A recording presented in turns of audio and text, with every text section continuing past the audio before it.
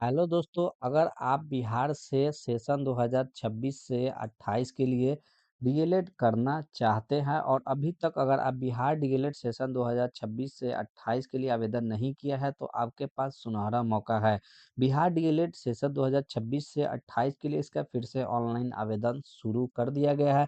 दोस्तों, इस वीडियो में मैं आपको पूरी जानकारी देने वाला हूँ, किस प्रकार से आपको फॉर्म को अप्लाई करना है, क्या-क्या जानकारी फिल करनी है, step by step live form fill करके दिखाने वाला हूँ। साथ ही साथ कैसे आपको इसमें सिग्नेचर अपलोड करना है, फोटो कैसे अपलोड करना है, सिग्नेचर और फोटो कैसे साइज में बनाना है, ये सारी जानकारी आपको देने वाला हूँ। साथ ही साथ इसमें आपके एज लिमिट क्या रहेंगे, क्या-क्या आपके एग्जाम में पूछे जाएंगे, एग्जाम का पैटर्न क्या होगा, ये सारी डिटेल मैं आपको बताने वाला हूँ। दोस्तों, फॉर्म अप्लाई करने से पहले अगर हमारे चैनल को अभी तक सब्सक्राइब नहीं किया तो सब्सक्राइब करें, लाइक करें और दोस्तों के साथ शेयर करें, जिससे आने वाली सारी अपडेट आपको मिल सके।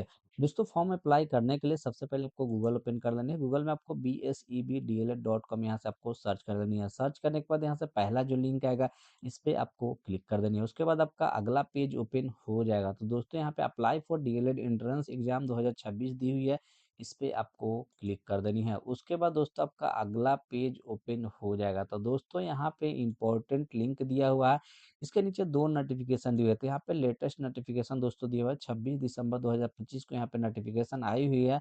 इस पे क्लिक करके आप यहाँ से दोस्तों देख सकते हैं। जो पहले बिहार डीएलएड के लिए यहाँ पे ऑनलाइन आवेदन हो रहा था, यहाँ पे 24 दिसंबर तक यहाँ पे ऑनलाइन आवेदन हुआ है। उसके बाद यहाँ से फिर से 26 दिसंबर 2025 से यहाँ से फिर से पोर्टल को ओपन कर दिया गया है और यहाँ पे 9 जनवरी 2026 तक आप फॉर्म को अप्लाई कर सकते हैं। उसके बाद दोस्तों यहाँ पे एक और नोटिफ़िकेशन दिए थे। इस नोटिफ़िकेशन में आप ये देख पाएँगे कि आपके क्वालिफ़िकेशन आपके क्या लाएँगे। जैसे कि मैंने यहाँ पे ओपन कर लिया है। तो दोस्तों, यहाँ पे नीचे आएँगे तो यहाँ पे शैक्षणिक योग्यता दी हुई है कि आपके शैक्षणिक योग्यता क्या रहेंगे। अगर आपने 10+2 में 50% अंक के साथ अगर आपने पास किया तो आप इसके लिए आप अप्लाई कर सकते हैं। या दोस्तों, अगर आप उर्दू अभ्यर्थी के लिए यहाँ पे दी हुई है कि अगर आपने मौलवी में अगर आपने 50% अगर अंक आपने अगर लाए हैं तो दोस्तों इस फॉर्म को अप्लाई कर सकते हैं। या दोस्तों, 2026 में अगर आप 10+2 करने वाले हैं फिर भी आप बिहार डीएलएड के लिए फॉर्म को अप्लाई कर सकते हैं। उसके बाद दोस्तों नीचे आएँगे तो वे कैंडिडेट यहाँ पे अप्लाई नहीं कर सकते हैं जो पॉलिटेक्निक, आईटीआई या अन्य प्रकार की योग्यता रखते हैं, वे कैंडिडेट यहाँ पे डीएलएड के लिए यहाँ पे पात्र नहीं होंगे। उसके बाद नीचे आएँगे तो यहाँ से एज लिमिट दी होती है, एज लिमिट में दोस्तों यहाँ पे न्यूनतम 17 वर्ष आपका एज लिमिट होना चाहिए। उसके बाद नीचे आएँगे तो दोस्तों यहाँ पे दिया हुआ है एंट्रेंस टेस्ट के बारे में यहाँ पे दिया हुआ है कि आपके एंट्रेंस टेस्ट यहाँ पे कंप्यूटर बेस्ड टेस्ट आपके होंगे और जो क्वेश्चन पूछे जाएँगे 120 क्वेश्चन आपके पूछे जाएँगे। और यहाँ पे दोस्तों ड्यूरेशन दी हुई है कि कितने ड्यूरेशन तक आपके एग्जाम होने वाला है। तो टोटल यहाँ पे 150 मिनट यानी 2 घंटा 30 मिनट तक आपके एग्जाम होंगे। उसके बाद यहाँ पे पैटर्न दिया है, एग्जाम का पैटर्न दिया है कि आपके एग्जाम का पैटर्न क्या रहेंगे, कौन-कौन से सब्जेक्ट आपके पूछे जाएँगे। यहाँ पे सब्जेक्ट दी हुई है और यहाँ पे दोस्तों कितने प्रश्न पूछे जाएँगे सब्जेक्ट वाइज़ और यहाँ पे कितने अंक आपके पूछे जाएँगे सब्जेक्ट वाइज़ यहाँ पे दी हुई है। उसके बाद दोस्तों नीचे आएँगे तो यहाँ पे मिनिमम क्वालीफाइंग मार्क्स यहाँ पे दी हुई है कि मिनिमम क्वालीफाइंग मार्क्स यहाँ पे अनारक्षित श्रेणी के लिए 35% होना चाहिए और यहाँ पे आरक्षित श्रेणी के लिए यहाँ पे दोस्तों 30% होना चाहिए। और यहाँ पे एग्जामिनेशन फ़ी की बात करें तो एग्जामिनेशन फ़ी सामान्य कोटि के लिए और यहाँ पे पिछड़ा वर्ग, अत्यंत पिछड़ा वर्ग के लिए यहाँ पे दोस्तों 960 रुपये यहाँ पे आपके लगेंगे और अनुसूचित जाति, अनुसूचित जनजाति के लिए 760 रुपये और दिव्यांग के लिए भी 760 रुपये यहाँ पे आपके लगेंगे। दोस्तों, यहाँ पे अच्छे से इसके नोटिफ़िकेशन को आपको रीड आउट कर लेनी है। उसके बाद दोस्तों अप्लाई करने के लिए इसके वेबसाइट पे आ जाएँगे। आने के बाद दोस्तों यहाँ पे दिया है रजिस्टर न्यू कैंडिडेट, इस पे आपको क्लिक कर देनी है। क्लिक करने के बाद यहाँ पे अगला पेज ओपन हो जाएगा। तो यहाँ पे दोस्तों सबसे पहले आपको यहाँ पे साइन अप करना होगा। तो साइन अप के लिए डिटेल यहाँ पे कुछ बेसिक डिटेल आपको फिल करनी है जो आप मैट्रिकुलेशन के अकॉर्डिंग यहाँ पे आपको फिल करनी है। जैसे यहाँ पे नोट में दिया हो, कृपया आप अपना नाम, मोबाइल नंबर, ईमेल व अन्य विवरणों को अत्यंत सावधानी पूर्वक भरें। भविष्य में परिवर्तन, संशोधन का कोई भी अनुरोध विचारणीय नहीं होगा। तो दोस्तों यहाँ पे आप मैट्रिकुलेशन के मार्कशीट के अकॉर्डिंग यहाँ पे आप फिल करेंगे। सबसे पहले यहाँ से आपको नाम यहाँ पे इंटर कर लेनी है, फिर यहाँ से कन्फर्म दोबारा से यहाँ से नाम आपको इसमें भरनी होगी, फिर दोस्तों यहाँ से आपको ईमेल एड्रेस यहाँ पे आपको भरनी होगी। जो वैलिड ईमेल एड्रेस है वही आप यहाँ पे फिल करेंगे, फिर यहाँ से मोबाइल नंबर इसमें आपको फिल कर लेनी है।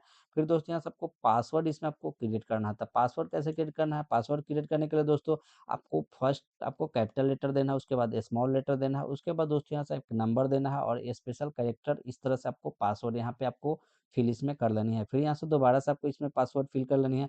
फिल करने के बाद यहाँ से रजिस्टर दिया, इस पे आपको क्लिक करके यहाँ से रजिस्ट्रेशन कंप्लीट आपको कर लेनी है।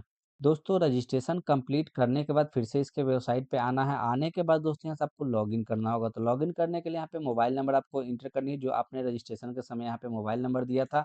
यहाँ से आपको मोबाइल नंबर एंटर कर देनी है। फिर यहाँ से आपको पासवर्ड यहाँ पे आपको एंटर करनी है। फिर यहाँ से लॉगिन दिया, इस पे आपको क्लिक कर देनी है। लॉगिन पे क्लिक करते हैं, यहाँ पे अगला सेक्शन ओपन हो जाएगा। तो दोस्तों यहाँ से आपको पर्सनल डिटेल यहाँ पे आपको फिल करनी होगी। तो सबसे पहले यहाँ से आपको डिस्ट्रिक्ट इसमें से आपको सिलेक्ट करनी है कि आपका डिस्ट्रिक्ट कौन सा है, यहाँ से आपको सिलेक्ट कर लेनी है।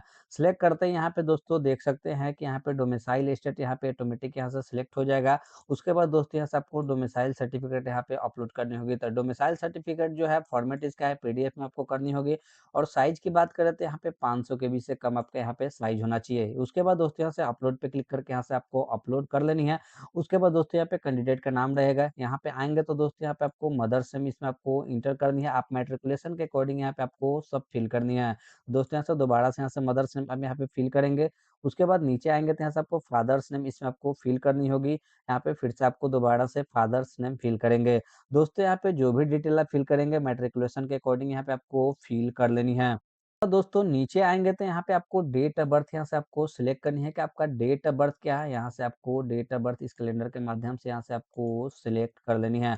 उसके बाद दोस्तों यहाँ से दोबारा से आपको इसमें आपको डेट ऑफ बर्थ यहाँ से आपको सिलेक्ट करनी है। यहाँ पे करेंट एज यहाँ पे आ जाएगा, आपका एज जो काउंट किया जाएगा 1/1/2026 तक यहाँ पे आपको एज काउंट किया जाएगा। उसके बाद दोस्तों नीचे आएँगे तो यहाँ से आपको जेंडर इसमें से आपको सिलेक्ट करनी होगी कि आपका जेंडर क्या है, मेल फीमेल यहाँ से आपको सिलेक्ट कर सकते हैं। उसके बाद दोबारा से यहाँ से आपको जेंडर बताना होगा, तो यहाँ से जेंडर बताएँगे। उसके बाद यहाँ से नेशनैलिटी आपको यहाँ से सिलेक्ट करनी है। नीचे आएँगे तो दोस्तों यहाँ से आपको कैटेगरी बताना होगा कि आप किस कैटेगरी से बिलॉन्ग करते हैं। यहाँ से जैसे कि EWS, EBC, BC, SC, ST, जिस कैटेगरी से आप बिलॉन्ग करते हैं उस कैटेगरी को यहाँ से आपको सिलेक्ट कर देनी है। उसके बाद दोबारा से यहाँ से आपको कैटेगरी यहाँ से आपको सिलेक्ट करनी है। सिलेक्ट करने के बाद दोस्तों यहाँ पे आएँगे तो यहाँ से आपको कैटेगरी सर्टिफिकेट यहाँ से अपलोड करनी है। कि दोस्तों जैसे कि यहाँ पे ईबीसी मैंने कैटेगरी यहाँ पे सिलेक्ट किया है। अगर जो कैंडिडेट यहाँ पे ईबीसी से के अंतर्गत आते हैं तो दोस्तों उनके लिए यहाँ पे आपको कैटेगरी सर्टिफिकेट अपलोड करनी है। यानी कि आपको एनसीएल सर्टिफिकेट यहाँ पे आपको अपलोड करनी होगी। ये कि नहीं कि आप यहाँ पे कास्ट सर्टिफिकेट आप अपलोड करेंगे। यहाँ पे आपको एनसीएल आपको यहाँ पे अपलोड करनी होगी। अगर दोस्तों यहाँ पे अगर आप आते हैं एससी एसटी के लिए, तो एससी एसटी के लिए कैटेगरी सर्टिफिकेट जो आता है यहाँ से आपको अपलोड करनी होगी। इसका जो साइज है यहाँ पे दोस्तों 500 केबी से कम होना चाहिए। और यहाँ पे पीडीएफ फॉर्मेट में यहाँ पे आपको अपलोड करनी है। तो यहाँ से अपलोड पे क्लिक करके यहाँ से आपको फाइल को सिलेक्ट करके यहाँ से आपको अपलोड कर लेनी है।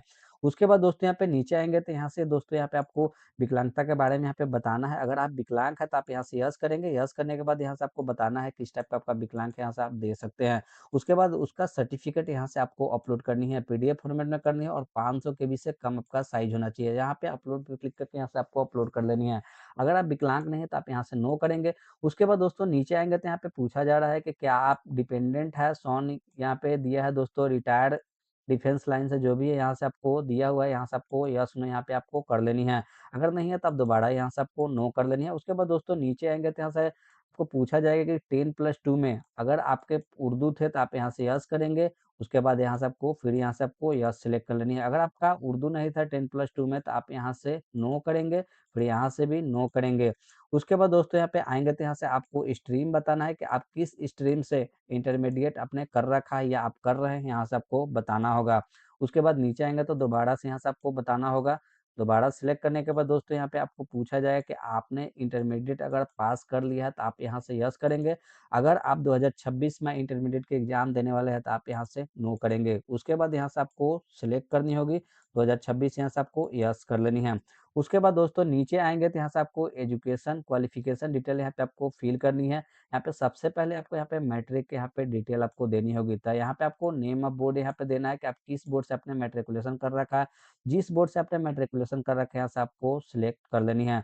उसके बाद यहाँ से आपको रोल कोड यहाँ पे आपको इंटर करनी है कि आपके स्कूल का रोल कोड क्या है, यहाँ से आपको इंटर कर लेनी है। फिर यहाँ से आपको रोल नंबर यहाँ पे आपको इंटर करनी होगी। फिर यहाँ से आपको पासिंग ईयर यहाँ से आपको सिलेक्ट करनी है कि आपने मैट्रिकुलेशन कब पास किया था। यहाँ से दोस्तों आपको यहाँ से सिलेक्ट कर लेनी है।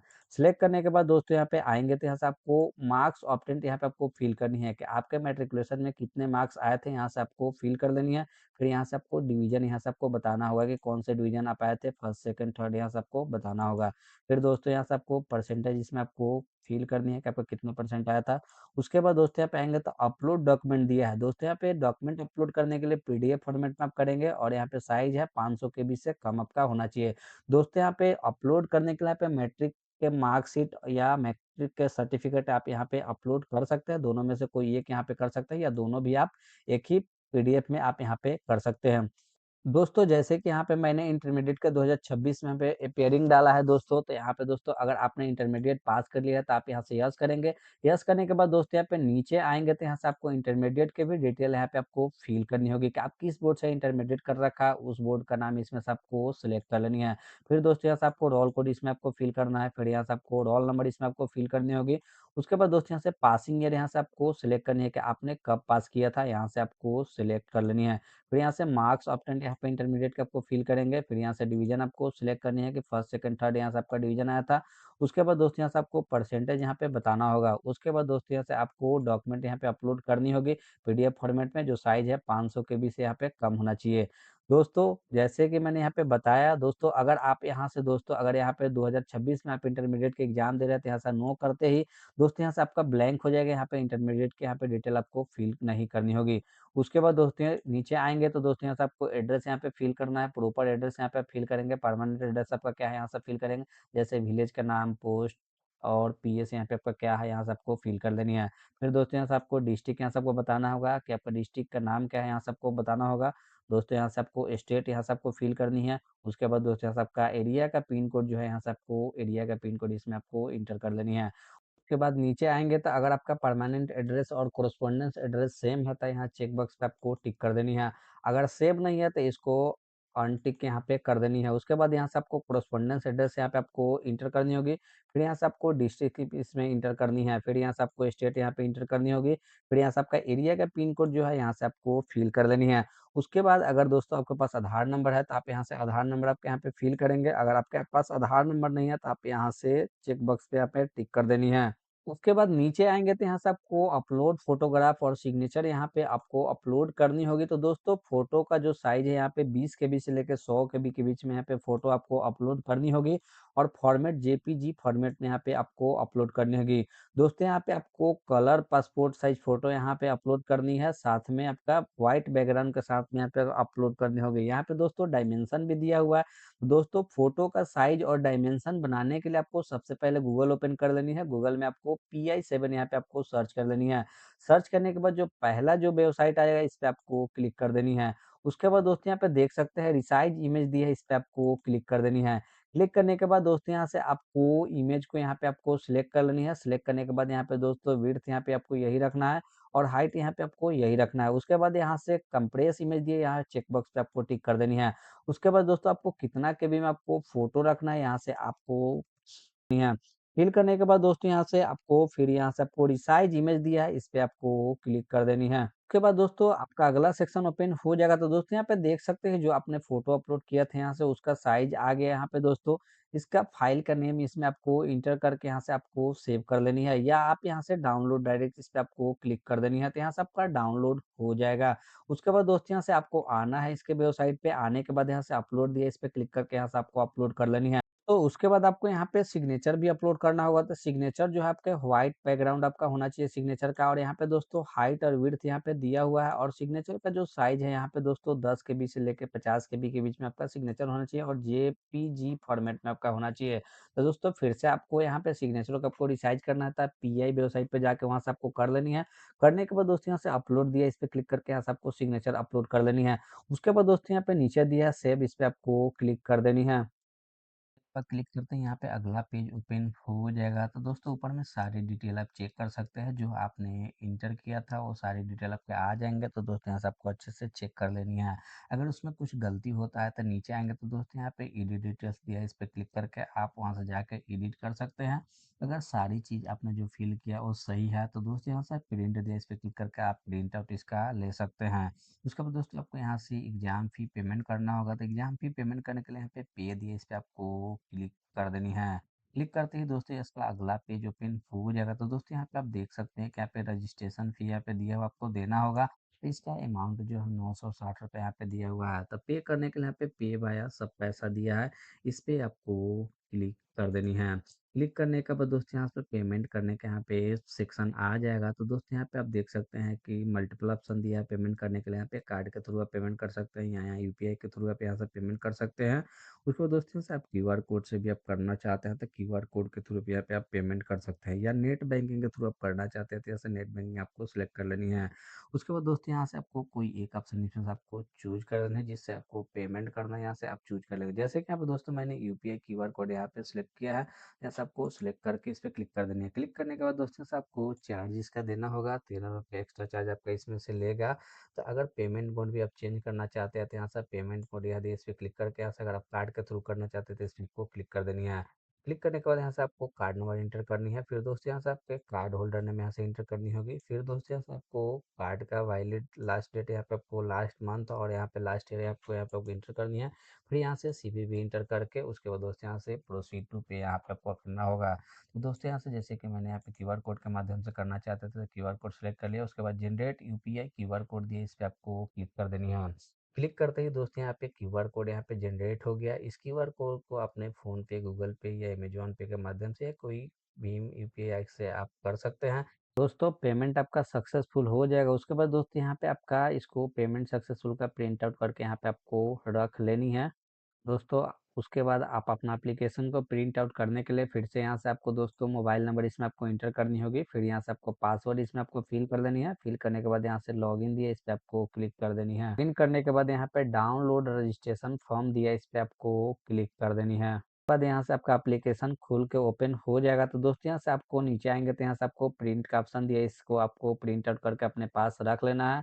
दोस्तों आशा करता हूँ कि वीडियो आपको अच्छा लगा होगा। वीडियो अच्छा लगा हो तो वीडियो को लाइक करें, दोस्तों के साथ शेयर करें और हमारे चैनल को सब्सक्राइब करें जिससे आने वाली सारी अपडेट आपको मिल सके।